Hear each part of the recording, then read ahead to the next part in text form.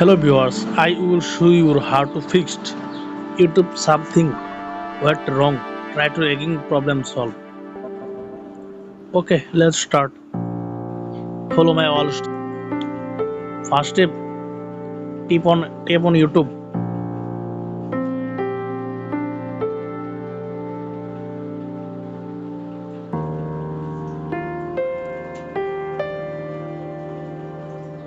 Click on storage and change.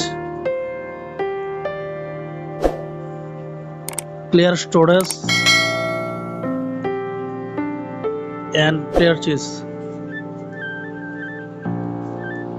Enable all permission allow.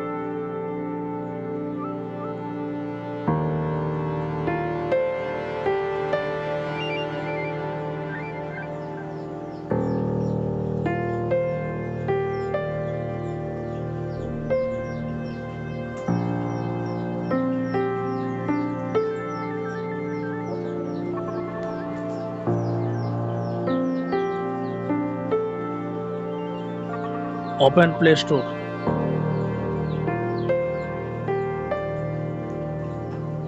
On YouTube update check.